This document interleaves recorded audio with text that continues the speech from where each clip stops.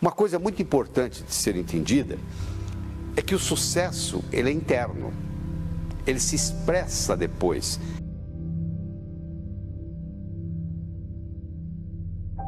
Existe a consciência da prosperidade e existe a consciência da pobreza. A consciência da pobreza tem vários mecanismos. Por exemplo, a síndrome da desaprovação dos pais.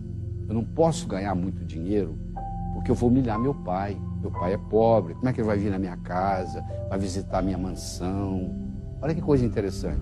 Imagina que você tem uma super mansão, você é multibilionário, e o seu pai vem lhe visitar pela primeira vez. E você está morando nessa mansão com esses carros importados, com mordomos, etc. Como é que você se sente? Ah, pobre do papai, eu vou humilhar ele. Se esse sentimento passa pela sua cabeça, você tem síndrome da desaprovação dos pais. 30% das pessoas carregam isso.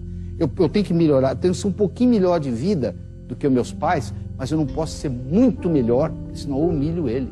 À medida que eu dou uma levantada, eu gasto um pouco, perco um pouco para poder equilibrar, entendeu? Porque pobre dele. Eu não posso humilhá-lo. Olha que coisa interessante, isso está operando tudo a nível inconsciente.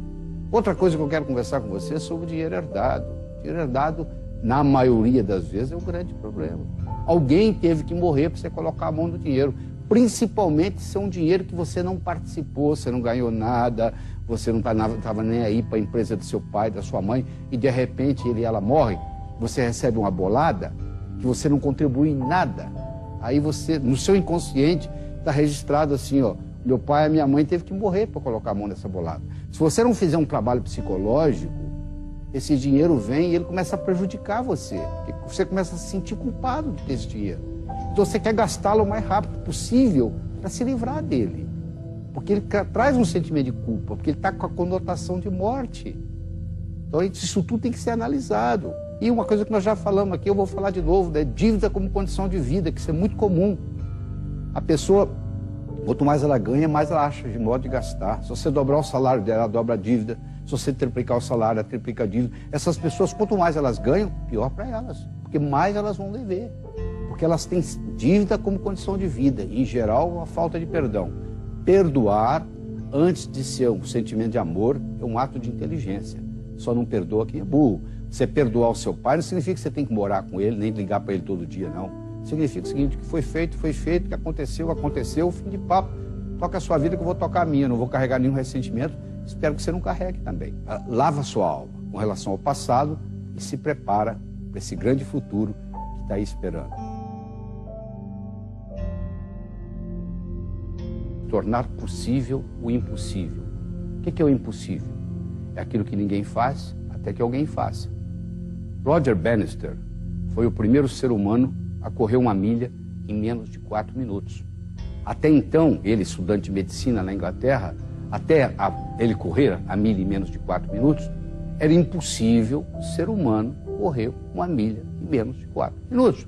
Tinha tratados de fisiologia explicando por que o ser humano não pode correr uma milha em menos de 4 minutos, até que Roger Bannister rompeu essa barreira dos 4 minutos. Hoje, qualquer atleta, não precisa ser excepcional, qualquer atleta profissional, qualquer corredor profissional, é capaz de correr uma milha em menos de 4 minutos. Ficou uma coisa banalizada. Mas isso um dia era impossível.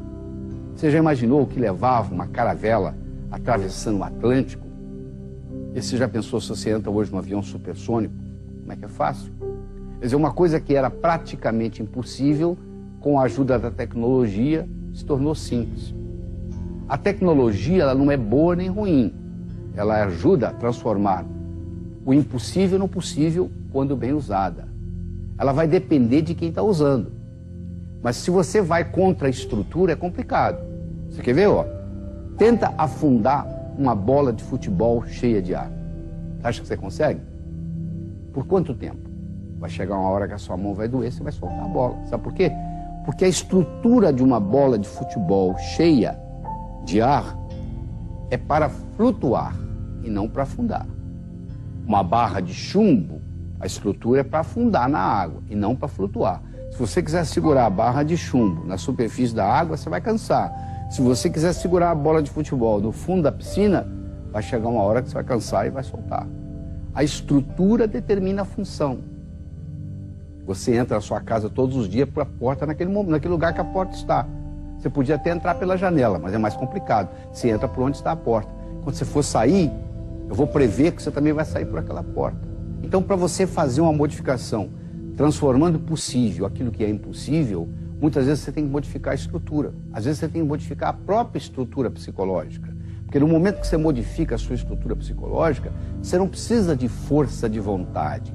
Uma pessoa que está acostumada a levantar às 5h30 da manhã, todos os dias, ela não tem força de vontade envolvida. Ela levanta às 5h30 da manhã. Já aquele que está acostumado a levantar às 10, levanta às 10. Aquele que levanta às 10, pedir para levantar às 5h30 é sacrifício. Aquele que levanta às 5h30, pedir para ficar até às 10 também é sacrifício. Então, tira a força de vontade da jogada e modifica a sua estrutura psicológica, que é uma estrutura linguística. Percepção é a realidade, tudo mais é ilusão. Nós atuamos de acordo com a nossa percepção de realidade. E se nós mudarmos a nossa percepção, nós mudamos a nossa realidade. Aí você pensa assim, mas se eu mudasse de cidade, eu ia resolver os meus problemas. Sabe o que acontece? Se você mudar de uma cidade para outra, você leva os problemas com você. Esse é que é o problema. O problema vai junto. Então o único jeito de eu me livrar do meu problema é resolvê-lo. Para resolvê-lo, primeiro eu tenho que identificá-lo. E segundo, eu tenho que ter recursos para fazer isso. 18 dos 20 maiores ganhadores da loteria da Califórnia, que é a maior loteria dos Estados Unidos, 10 anos depois de ganhar o prêmio, estavam financeiramente piores do que antes de ganhar a loteria. Por quê? Porque eles não entenderam essa verdade que nós estamos conversando aqui hoje, de que o sucesso é interno, ou seja, aquele pessoal, eles receberam o sucesso da noite para o dia. O sucesso não foi interno, ele foi externo. E eles não estavam preparados para isso. E acabou piorando. Quer dizer, no fim de 10 anos, quando eles eram entrevistados, eles respondiam assim, é preferível que eu não tivesse ganho, porque o fato de eu ganhar, na realidade, atrapalhou a minha vida.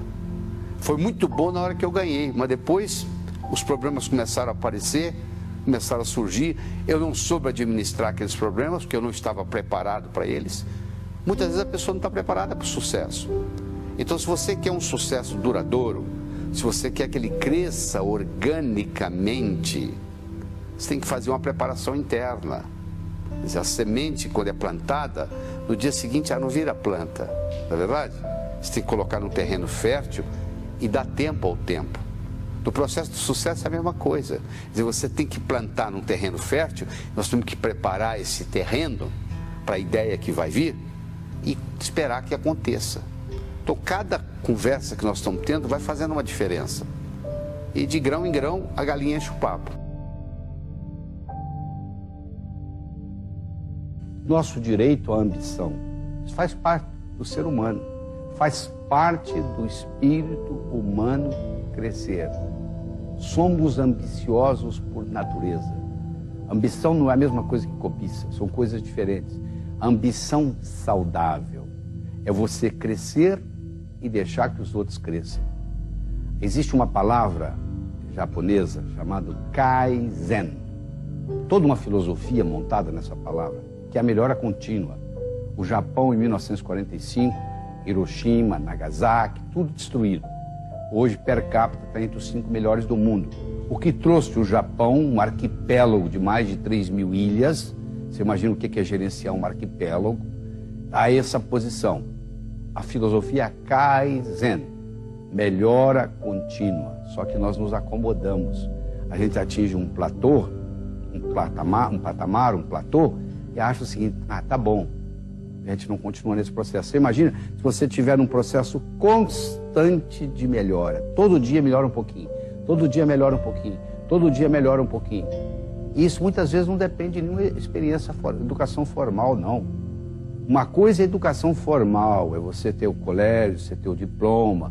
Outra coisa é a educação não formal, é a experiência da vida, é esse de vontade que você tem de crescer, é de você conseguir evoluir e com a vontade de viver. Quando nós paramos de ser ambiciosos, nós começamos a morrer. Nós sabemos que uma pessoa começa a morrer quando os seus louros, o seu passado, as suas recordações começam a ficar mais importantes do que as suas ambições, mais importantes do que as suas metas. Uma pessoa que começa a falar muito do que ela já fez, do que o que ela vai fazer, você sabe que ela é muito orgulhosa do seu currículo que já passou. O currículo é uma coisa do passado, que já aconteceu. Eu não quero saber o que você fez, eu quero saber o que você vai fazer daqui para frente. Eu recomendo que você se concentre no futuro, porque é lá que você vai passar, é lá que nós vamos passar o resto da nossa vida. Esse futuro que está começando agora, nesse momento aí. E à medida que ele começa, ele já vira passado. E agora, já ficou passado. A vida vai nesse constante, passado, vai passando. E você está vivendo esse momento, esse momentinho, esse momento sutil. Você tem que viver o hoje e planejar o amanhã. Se você planeja só o amanhã, você não está vivendo a vida. Se você vive só o hoje, você também vai ter problemas. Então a filosofia simples é viver o hoje e planejar o amanhã.